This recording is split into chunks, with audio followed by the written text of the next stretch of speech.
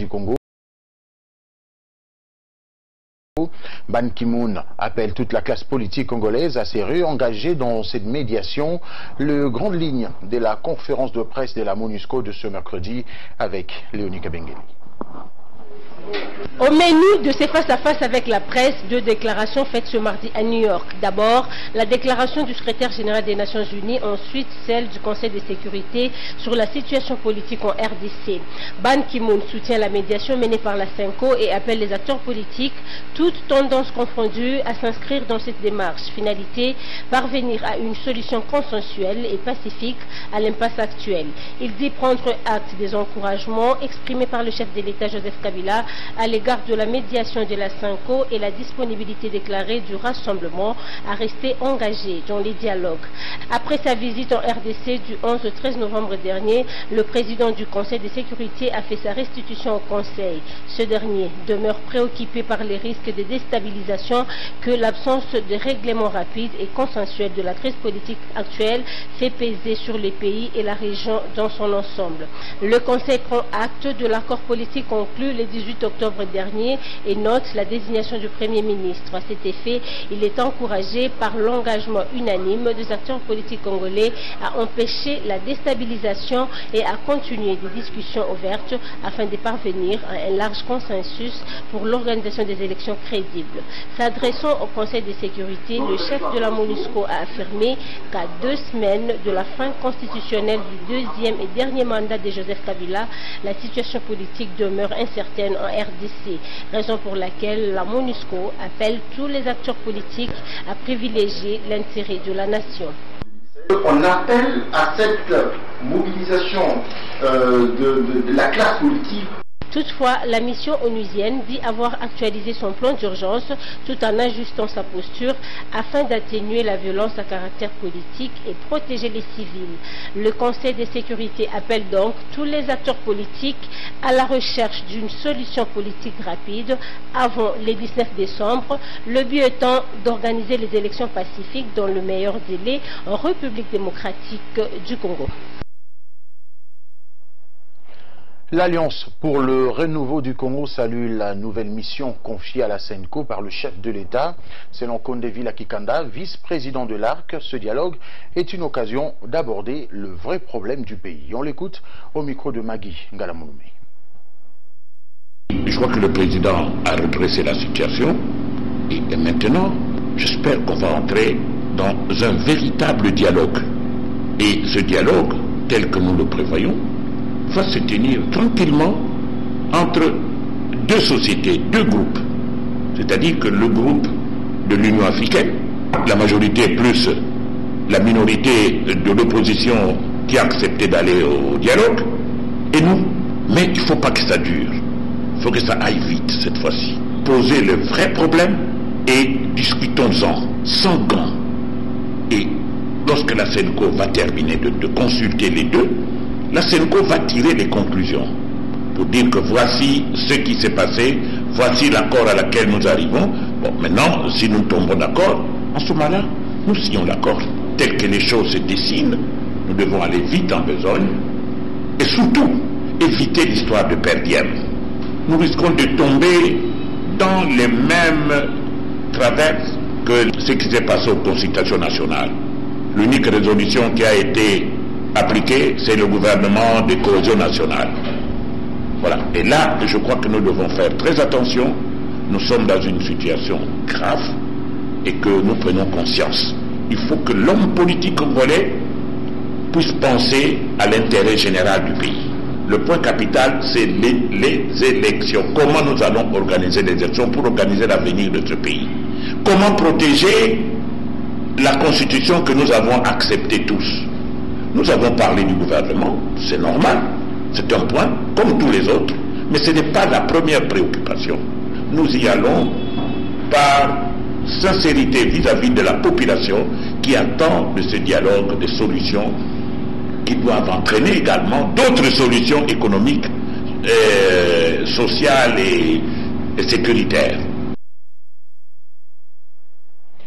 Au mouvement lumumbiste progressiste, l'on doute de la sincérité de la nouvelle mission confiée à la SENCO. Franck Diongo, président national de ce parti politique, parle d'une stratégie de la majorité présidentielle pour désamorcer la tension au sein de l'opinion. Il l'a dit lors d'un point de presse tenu ce mercredi. Reportage. Mais pourquoi vous n'envisagez pas? Dialogue entre la majorité présidentielle et le rassemblement des forces acquises au changement sous la médiation de la SENCO, qualifié de pure distraction au MLP. Son président, Franck Diongo, membre du rassemblement, affirme que la MP veut tout simplement gagner du temps. Franck Diongo ne croit pas à la sincérité de M. Kabila quant au soi-disant dialogue. Je ne crois pas. M. Kabila ne veut pas d'un accord avec le rassemblement. M. Kabila n'a seulement besoin que le rassemblement adhère à l'accord du Konchachi et que quelques postes ministériels soient octroyés aux gens du rassemblement. La négociation à travers la SENCO et à la demande de M. Kabila, c'est une distraction pour descendre la pression avant les 19. En croire cet opposant radical, même si dialogue y a, l'ordre du jour reste la mise à l'écart du chef de l'État dans la gestion du pays après le 19 décembre 2016. On négocie le départ de M. Kabila et on négocie, bien entendu, l'organisation des élections. Et le 19 décembre 2016, nous nous trouvons à la période où toutes les institutions en mandat électif tombent. C'est-à-dire, vous n'aurez plus le Sénat qui a un mandat. Vous n'aurez plus de gouverneurs qui ont les mandats. Vous n'aurez plus de députés provinciaux qui ont les mandats. Vous n'aurez plus les députés qui ont les mandats. Parce que les députés terminent leur mandat. La seule session ordinaire de députés, c'est cette session ici. Parce que les mandats des députés terminent en février. Il n'y aura plus de session ordinaire pour les députés. Donc, toutes les institutions tombent. Et parce que toutes les institutions tombent, il faut négocier le sort des institutions. C'est ça le régime spécial. L'après 19 décembre 2016 reste difficile à deviner au regard des positions exprimées par les uns et les autres. Voilà, retenez également que la section protection de l'enfant de la MONUSCO a rendu public ce mercredi son rapport du mois de novembre sur la situation du droit de l'enfant en République démocratique du Congo. Ces documents parlent de 154 cas de violation de droits de l'enfant au pays de Joseph Kabila. Maginga Lamouloumé, commentaire. Pour les seuls mois de juillet, août et septembre 2016. À en croire Florence Marshall, les enfants continuent à être les principales victimes des conflits armés en République démocratique du Congo. Selon la documentation de la section protection de l'enfant de la MONUSCO et ses partenaires, au mois de novembre, il y a eu plus ou moins 154 violations graves de droits de l'enfant. Ceci comprend notamment la séparation des 49 garçons et des 6 filles de groupes armés, a-t-elle précisé. La section protection a également souligné que la grande majorité de ces enfants ont été recrutés en 2016, alors que 2 d'entre eux étaient associés à des groupes armés depuis 2013. La documentation de la section protection de l'enfant de la MONUSCO a aussi révélé que 14 filles ont également été victimes de viols ou de violences sexuelles par les parties au conflit. À noter que 4 de ces violences ont été perpétrées par des groupes armés et 10 par des agents de l'État, dont la plus jeune des victimes de violences sexuelles avait 3 ans. L'occasion était propice pour la coordonnatrice du groupe de communication de l'ONU d'annoncer la tenue dans le tout prochain jour d'un séminaire en faveur de l'enfant. Ce séminaire a pour objectif de contribuer à la réduction de l'impunité des crimes par la mise en place d'une action judiciaire plus adaptée et tenant compte de l'échelle des crimes et des ressources disponibles. La section protection de l'enfant a également documenté les cas de 58 enfants tués ou blessés en raison de la violence liée au conflit. Le meurtre et la mutilation d'enfants sont non seulement la violation la plus documentée au mois de novembre, mais de plus, il s'agit de l'une des premières fois qu'un si grand nombre de meurtres et de mutilations d'enfants est enregistré, a soutenu la section protection de l'enfant de la MONUSCO. Le Royaume de la Suède a célébré hier mardi le 250e anniversaire de l'adoption de la première loi sur la liberté de la presse, loi qui avait garanti au public suédois l'accès à l'information. À cette occasion, un forum des champs d'expérience a été organisé en vue d'encourager, la dynamique congolaise à disposer de la loi sur l'accès à l'information. Le dit forum s'est déroulé au Cercle Gourmand à la Gombe. Ambroise Mamba et Peter Lufila étaient présents.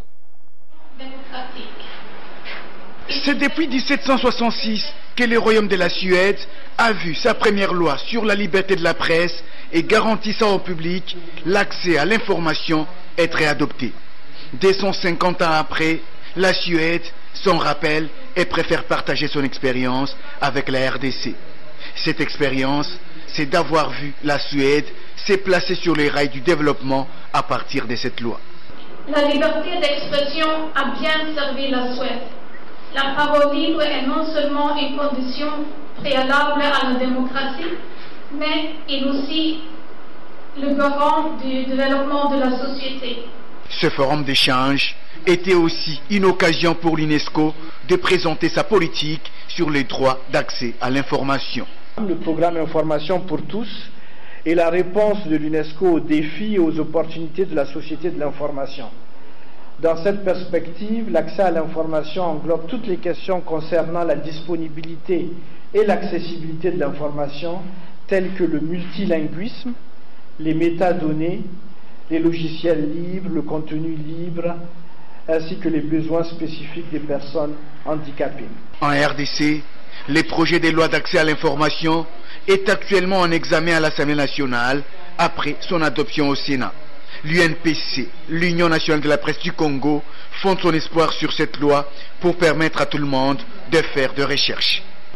Elle ne concerne pas seulement les journalistes, même si nous pouvons affirmer que le plus grand bénéficiaire de cette loi, c'est le journaliste. Parce que ceux qui détiennent, qui sont nos sources d'information, n'auront plus d'excuses, à moins que ce soit des informations qu'on appelle secret défense. Mais ils n'auront plus d'excuses pour nous donner les informations dont nous avons besoin dans l'exercice quotidien de notre travail. Ce forum s'est voulu un plaidoyer en faveur de l'adoption de la loi sur l'accès à l'information en RDC. Enfin, le gouverneur de la ville de Kinshasa prend à bras le corps la problématique de l'assainissement de la ville capitale. Une vaste campagne a été lancée hier mardi par le premier citoyen de la ville, André Kimbuta Yango. Élisée Odia pour plus de détails.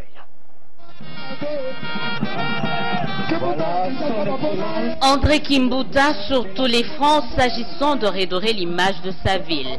Ainsi, face à l'insalubrité qui bat son plein à Kinshasa, sur fond des débordements sans précédent des décharges de transit, le gouverneur de la ville vient de lancer une campagne d'assainissement. Nous avons constaté que l'insalubrité montait dans la ville de Kinshasa. C'est pourquoi l'exécutif provincial s'est investi à trouver quelques moyens pour acheter des équipements afin de relancer l'assainissement de la ville de Kinshasa. Vous avez vu l'acquisition de 6 grands camions, de matériaux, la prise en charge totale des 60 stations et la prise en charge également de grands carrefours de la ville. Les jeunes seront également impliqués dans la réussite de cette opération. Le deuxième objectif de cette opération, c'est donner tant soit peu de l'emploi aux jeunes Kinois qui traînent dans la rue pour rien. Nous n'avons pas grand-chose, vous avez suivi. On dit on va mettre à leur disposition chaque jour 3 000 francs. C'est pour qu'ils s'occupent de la propriété de la ville au lieu de chercher à faire du vandalisme ou poser des actes ainsi. La gestion des immondices relève de la régie d'assainissement des travaux publics de Kinshasa et c'est à elle que revient donc la gestion des stations de transit des immondices. Seuls les agents de la RATPK ont donc le pouvoir de collecter les frais des dépôts des déchets fixés à 1 000 francs pour une pousse-pousse et 100 francs pour les ordures collectées à domicile. Mais au-delà de tout, l'exécutif de Kinshasa en appelle à l'implication de chaque Kinois pour revêtir Kinshasa de sa plus belle robe. Voilà, on ne peut que souhaiter plein succès à l'autorité de la ville. Place à la revue de presse. Cette revue de presse vous est présentée par Happy Congo. Happy Congo, c'est construire sa maison moins chère, rapide, solide et durable avec isolation thermique et acoustique garantie. Bonsoir. Selon les conseils de sécurité des Nations Unies, un ultime accord inclusif nécessaire, titre Géopolice Hebdo, préoccupé par le risque de déstabilisation qu'est l'absence de règlement rapide et consensuel que la crise politique actuelle fait peser sur la RDC et la région du Grand Lac, le Conseil de sécurité a exhorté mardi 6 décembre dernier après-midi le gouvernement congolais et toutes les autres parties concernées à créer les conditions nécessaires pour la tenue d'élections libres, justes, crédibles, ouvertes et transparentes. Pour y parvenir, un ultime accord inclusif s'avère nécessaire. En jeu politique, la médiation de la CENCO entre dans une phase décisive, signale les dépêches de Brazzaville. Le quotidien note que la CENCO, récemment encouragée à poursuivre sa mission des bons offices, est chargée de rencontrer les responsables politiques n'ayant pas participé au dialogue et de les amener à accepter l'accord politique concernant les élections. Entre-temps, la majorité présidentielle et l'opposition, signataires de cet accord, redoutent tout rapprochement avec l'opposition radicale. Ils estiment qu'un nouveau consensus pourrait changer la donne politique et court-circuiter des ambitions. Le libre débat renseigne que la CENCO craint que la RDC sombre dans une situation incontrôlable. Selon les tabloïds, la crainte des évêques catholiques est fondée sur le manque d'un compromis politique avant la fin du mandat du président Kabila le 20 décembre. L'heure étant grave, la CENCO en appelle à la responsabilité et à la bonne volonté politique des uns et des autres. Voilà pourquoi, face aux inquiétudes du Conseil de sécurité de certaines chancelleries occidentales, le général Kanyama rassure les Quinois quant au 19 décembre, rapporte Forum des As. La police sera déployée dans les points chauds de la ville pour sécuriser la population et maîtriser les manifestants qui s'évertueraient à troubler l'ordre public, précise le patron de la PNC Kinshasa. Pour sa part, la MONUSCO exhorte majorité et rassemblement à harmoniser leurs points de vue après avoir rencontré le Raïs. S'agissant du calendrier électoral, la Prospérité informe que la CENI lance des nouvelles consultations. La consoeur indique que la CENI a pris toutes les précautions pour ne plus publier un seul calendrier électoral qui soit contesté. Contrairement au précédent calendrier, très contesté, la CENI cette fois-ci a entamé des consultations avec les parties prenantes pour requérir les derniers avis et considérations des uns et des autres avant la publication du dit calendrier. Élection, la publication du calendrier conditionné écrit enfin la tempête des tropiques. La condition soutient la consoeur et qu'avant la publication du calendrier électoral, la CENI décide de procéder aux consultations des parties prenantes au processus électoral pour recueillir les derniers avis des concernés. La CENI dit être techniquement déjà prête au regard des orientations de l'accord du 18 octobre dernier. Bonsoir.